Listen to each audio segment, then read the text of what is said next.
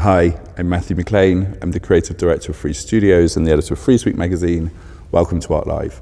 We're here in London, where Frieze Masters and Frieze London 2023 are about to open. I'm currently lounging on this wonderful installation by the artist Céline Condorelli, which has been commissioned here by the National Gallery. And we're going to hear about this project in a moment from the artist. We're also going to explore some of the London gallery scene, get a sneak preview of Frieze Masters, take a stroll through Frieze Sculpture, and then arrive for the opening preview morning of Frieze London, which this year is celebrating 20 years since its very first fair. It also marks 2 decades of support by global lead partner Deutsche Bank. So there's a lot to pack in, and I better get a move on.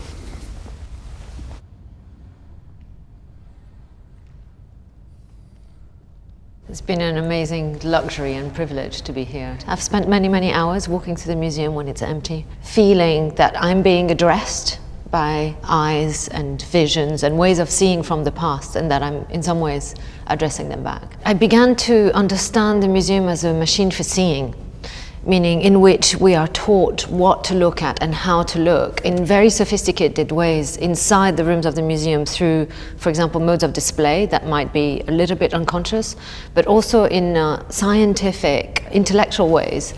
As the museum has developed this incredibly sophisticated machinery to look at paintings at molecular level, it made me want to use the museum as this machine for seeing and feed into it some of the materials that perhaps were not part of the way that it looks. This installation is incredible because it really brings attention to the way that we think about how the museum operates. How you're aware of how you move, how you experience the space, your awareness of the outside world.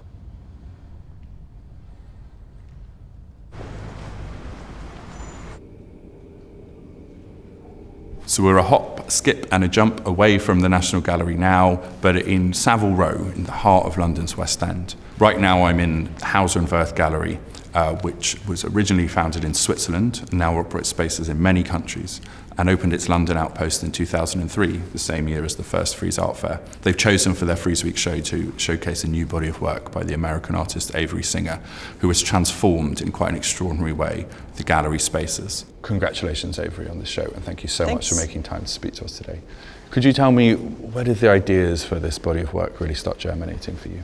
Backtracking 9 or 10 years to the Gober retrospective at MoMA. I saw his installation around September 11th, I think it's called September 12th, and that kind of planted the seed for me beginning to think about, oh, I could actually make an artwork about my own experience. Can you tell us a little bit about these paintings, the 4 of the large ones in this room, and the technique that went into creating them? So we're standing in front of a painting of Marcy Borders, and she is sort of the most famous face from the 9/11 attack. So the way that I've made it is by compiling photographs of Marcy since she's passed away, and then I give those to my animator, and we start sculpting her in 3D. And then we get into kind of hyperreal detailing with her skin, hair follicles, jewelry, makeup, eye reflections. In her eyes, you can see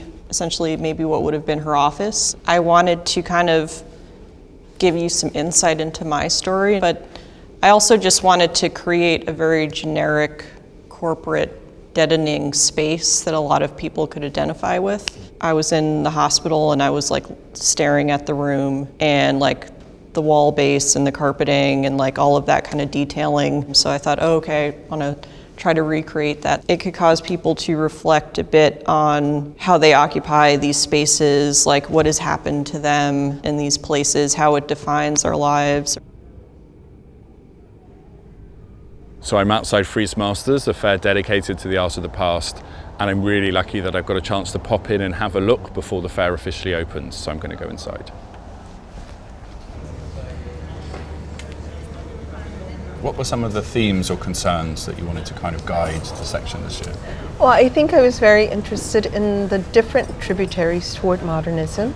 oftentimes there seems to be a master narrative, and there, in fact, are many different roads that lead toward modernism. Could you tell us about the work that we're sitting in front of? Yes, the work of Judith Scott. I mean, remarkable in terms of you thinking of practices and artists who sort of defy this notion of convention. So it's not sculpture in terms of something which is poured or formed or shaped, but rather compositions that are created by using ordinary materials that are then wrapped. It's pretty remarkable thinking about Judith Scott, someone who has Down syndrome, someone who is deaf, who is locked away in an institution until she's an adult. It gives a platform for her to have a creative self, and so she would just take objects and literally wrap them. But this sort of form of color and composition is really extraordinary. So we see someone who had been suppressed in terms of their voice, finally having a voice, having a platform, and is creating really extraordinary works of art. Some of the presentations, I think, really speak to each other. Yes. We're talking about everyday materials and the kind of repetition. Yes. And I'm thinking about then like the Maren Hassinger presentation. I think with Maren, the sort of focus, first of all, creating in the late 1960s, 1970s, and really Maren also is an artist who has studied dance as well as visual arts, and so movement and presence has a real particular priority in the work that she's creating. So she's really looking at things like nature and twigs, things found in nature, and how does one recreate the temporal in a more permanent way. And so when you look at those works and you see how these wool pieces that references twigs are actually moving, they vibrate with movement, with people walking about, with the circulation of the air, you do have this sort of shimmering, and then it also sort of echoes against the wall. So it has this movement, this sort of choreography to it as well. I think part of the work that I endeavor to do is to really present the things that are in plain sight. So when we talk about the different tributaries toward modernism, that really is a bit of a hallmark of my work, is sort of bringing those different lines and rivers to the fore, allowing them to sort of speak toward modernism, what I like to call backyard modernism, so that we have a holistic sense of what the art historical narrative truly is. Coming into Frieze fairs, you're so surrounded by beauty and creativity and joy that it almost sometimes feels like stepping out of the real world. But it feels remiss this week not to acknowledge that the fairs are opening during a time that is, for many populations around the world, particularly in the Middle East, one of great suffering and anguish. And I think that's why I'm drawn to this object. It's an alabaster votive plaque from the Kataban kingdom in South Arabia, dated anywhere between 3rd century BC to the 1st century AD. It's really evidence of a period of great prosperity, trade and cultural exchange in the Middle East. A diagram in the stand round the corner shows how objects like this would circulate on trade routes which extended all the way from the coasts of the sea in Oman right up to Gaza. And I think given the situation in the world today, that feels very moving.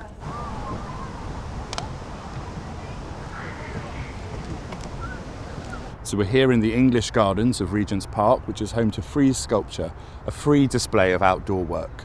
This year it features 21 different sculptures, and they've all been selected for the first time by the independent curator Fatosh Ustek.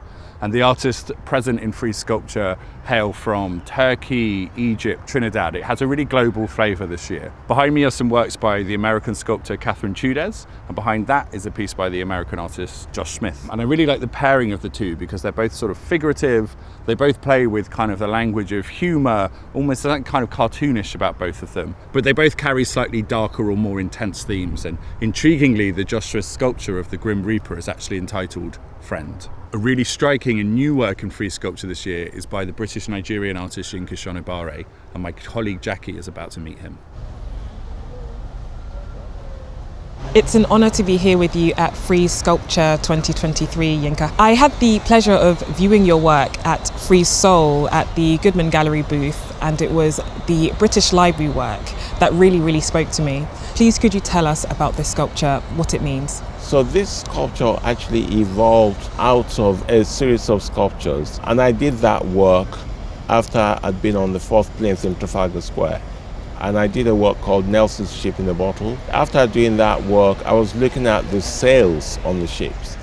And then that also made me think about the journey of migrants, and also the way that wind has actually been a big part of that. So I created this series called Wind Sculptures.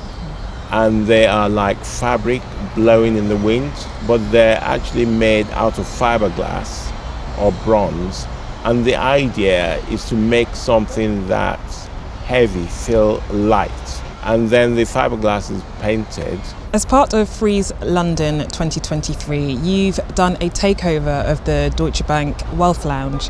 Could you tell me about any common themes that unite the pieces in that space? I've continued the series of works I've been doing recently about ecology and the environment. And so I have a number of quilts, and the quilts relate to endangered birds.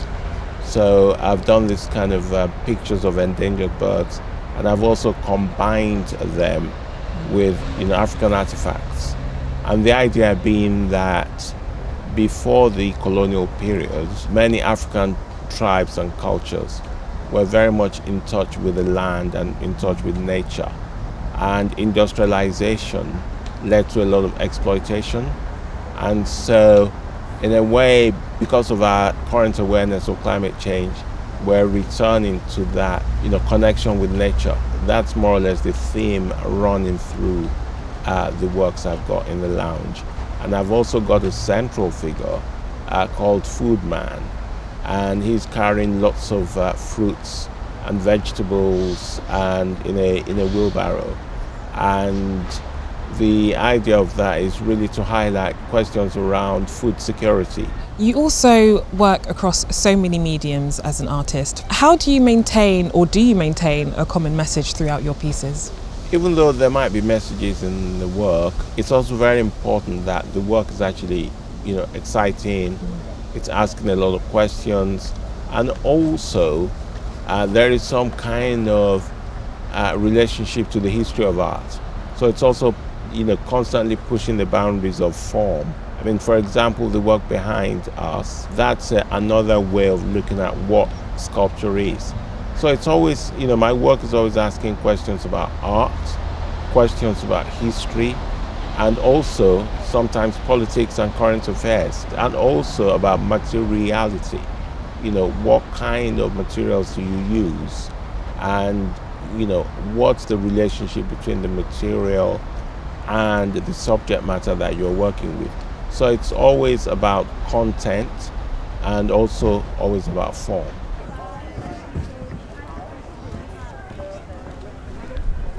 So I'm here at Frieze London, opening day. The fair's been open for about an hour. I'm hearing rumours of people inside the tent already.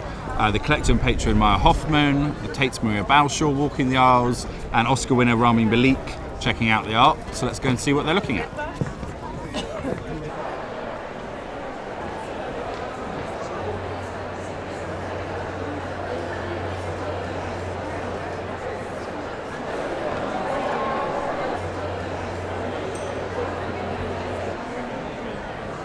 Good morning, Freddie. The gallery opened in a very distinctive space in London. Can you tell me about that and also your new premises, which you moved into recently? Yeah, so I originally opened the gallery in a sandwich shop in Farringdon that was completely tiled. It was quite amazing. It had yellowish off tiles and an amazing sign that said Sunset 2 hot and cold sandwiches. I opened it there simply because it was the only space I could afford. And I stayed there for 2 years. I quit my job at a big blue chip gallery and went full-time doing that space. And then from there, we recently opened again in Farringdon in a converted loading bay that currently houses our show with Chun Mi Kim. And yeah, I'm really excited about that move. It gives me an office and a toilet, which for most galleries here are very standard. But for me, it's kind of like, it's a giant deal and feels like I'm a grown up. So I'm at the stand of Copperfield, a gallery based here in London. We've done a solo presentation of another London-based artist, Larry Achiampong. It explores the world of video games. And Larry's created this series of paintings in which he's created fictional, imagined video game characters and given them slogans using video game style texts. And the gallery's decided to present these paintings with these actual participatory home gaming setups. It feels very domestic with carpets and armchairs, bottles of super malt. It really feels like you're stepping into the artist's world. Games have been a source of inspiration for Larry Achiampong for a long time. And he's sort of interested in them, I think, both as a space of pure kind of fantasy and escapism, but also as an area that shapes our imaginations. What we see in games affects, in a way, how we view and interact with the world. Based on this, I'm interacting very poorly. I've just dropped Link in the river, and Pikachu is there too. I've no idea what's going on. Hi, Nancy. Hi. You work a lot with a kind of younger collector base. What would you say is really speaking to them at the moment, or are you excited to talk to them about? I mean, I think the first thing is just to encourage them to look everywhere. And once you kind of find, like, thematically what you're interested in, we then find cornerstones to make sure that the collection is well-grounded, so that frames and contextualizes kind of young collections. Also, kind of individual choice. I mean, we've got collectors looking specifically at young digital art. We've got collectors looking at kind of semi-abstract registered artwork. And you suggested that we meet today to talk at the stand of Eda Lasanti, a London-based gallery. Can you tell me why and what work you're really drawn to? We were drawn to the Lonnie Holly. So an artist that is kind of underknown, an artist that his story is so fascinating. You know, this idea that he was sold when he was like 4 years old for a bottle of whiskey, and then he, you know, his celebration of women is really important, and the women in his life. And these works have all these silhouettes that represent the spirits of women throughout his life and throughout his family history. So an artist that I think is really one to look at. He's just been announcing today that he will have a Camden Art Centre show. You're from Watford. I am from Watford. Can you remember the first art museum you visited in London? I mean, I definitely spent a lot of time at the Tate as a kid, and it has a, you know, when I'm back there still, it has a very particular smell that I remember from being a child, and felt cool to go to when I was a teenager. I think that's the thing, and I think it still does, and doing all the late night things, I think it's quite an important cultural hub for young people that have any interest in art.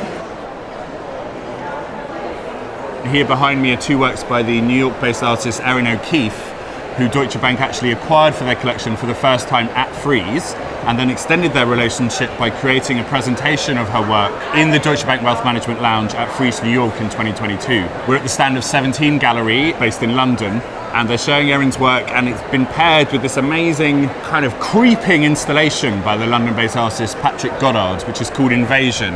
And as you can see, these 3D snail models are kind of sliding and sloping their way across the stand. They emerge from this little beautiful tableau the artist made around the corner, which shows a kind of idyllic vision of Britain in the past.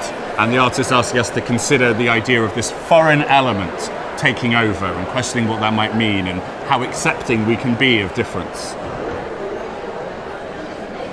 Good morning, Tim. Can you tell me when the gallery started and how you see its mission today? I started it partly because I'd been working for other people for many years, and I thought I could probably do a better job than them at that point, and I could sell to a younger audience, and so to some extent undercut the people I'd been working for. I ended up defining an audience that was my own age, and the gallery has pretty much grown as that generation has prospered. What were your memories of the first Frieze Art Fair in 2003? But it was well put together, and it had a great aspiration, and unless I'm completely mistaken, it also had very good food. They understood right at the beginning that if you want collectors to come and look at this stuff, they got to stop and eat.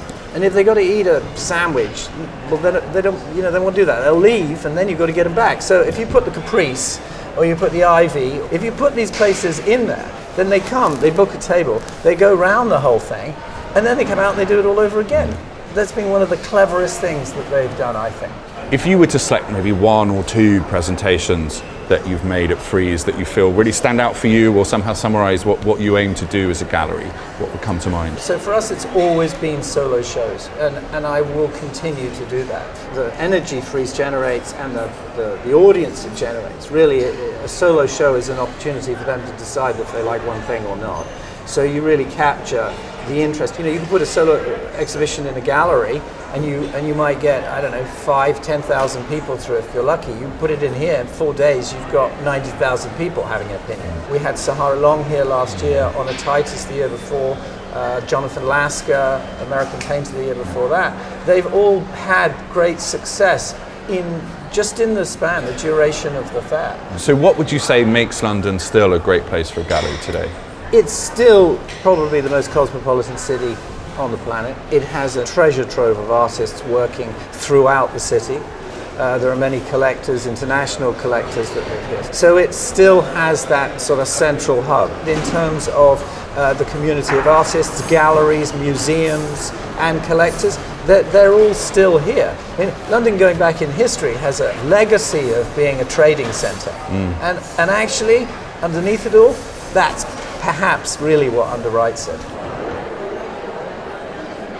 This practice of covering the walls with drawings was something that was part of Eddie's own studio practice, hence the title Studio Wall. So I thought it would be fantastic for viewers to understand this aspect of Eddie's work, and we papered the walls with smaller drawings and then decided to include larger drawings and also actually paintings in that case on top of those drawings, so that the viewer was really able to get this sense of the progression of Eddie's work, how his paintings and larger drawings come out of these smaller drawings, and also the way in which this drawing impulse, this sort of pervasive everyday drawing impulse, is at the core of everything that he does. And I think the intimacy and handmade nature of drawing is something that is both appealing to people in a certain sense and really speaks to, I think, speaks to a certain necessity that people feel to have a up-close relationship with the world.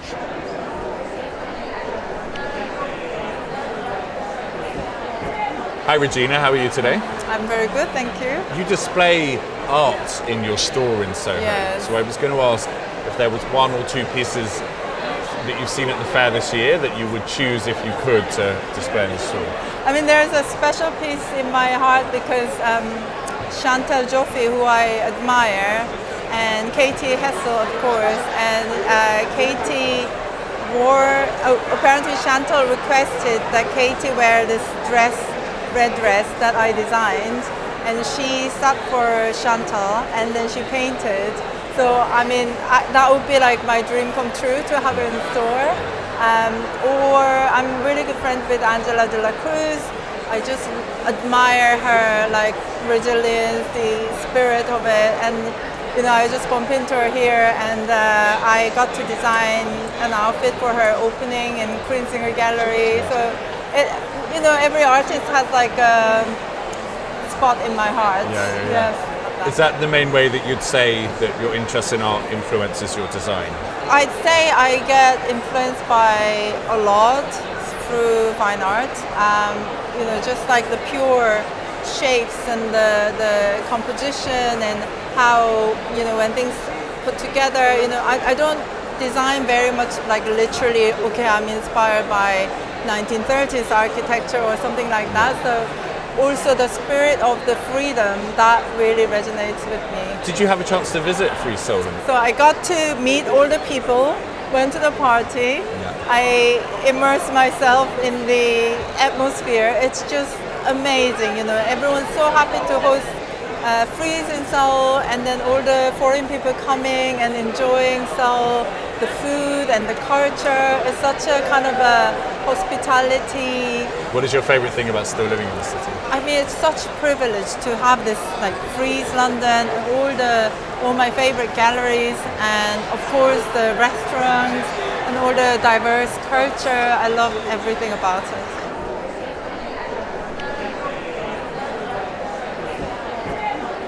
So we're at the lounge of Poiré, an artisan beauty brand. This is their first presentation at Frieze London, and they're drawing inspiration from their namesake founder, Paul Poiré, who the brand sees as having sought to liberate women through his clothing designs. And so for this lounge at Frieze London, they wanted to underscore values of freedom and expression and connection with the wider world. And so they've chosen to work with the French artist Laure Prouvost, who's another artist featured in the Deutsche Bank collection. who has decided to create this space of a great profusion of nature. Wildflowers, pot plants, garden flowers. A video made on a residency at Monteverdi in Tuscany shows a woman just completely communing with nature. And then there's this tapestry behind me is filled with growth and crazy ideas. There's even vegetables hanging from the ceiling of the roof. It's a really freeing and joyous space. And as a giveaway, Powell have these little packets of wild seeds, which the artist has designed, and visitors can take them away and hope to see growth wherever they live. So having started the day on an artist carpet at the National Gallery, it feels fitting to end the day on this artist carpet. This is at the stand of Pilar Correas, a gallery based in London. They've in fact just this week opened a new space on Conduit Street, kind of kitty corner with Hauser and Wirth, where they're showing the works of the LA-based artist Christina Qualls. But here at the fair, they're showcasing another artist in their roster. Her name is Sophie von Hellermann. She's based in Margate on the Kent coast here in the UK. She came in, the artist herself, to paint this mural all over the walls of the stand. She designed this wonderful carpet and showcasing her canvases, some of which draw on the sort of physical geography of Margate. You can see here Margate Beach, Walpole Bay, couple walking a dog, the Dreamland theme park, but also these kind of more imaginary landscapes, actually going into a dreamland, world of lushness, softness and fantasy and play. It's been a really long day, but I've enjoyed this tour and I hope you have too. Thank you so much for joining us for Art Live. I'll see you next time. And in the meantime, I'm going to have a rest. Oh.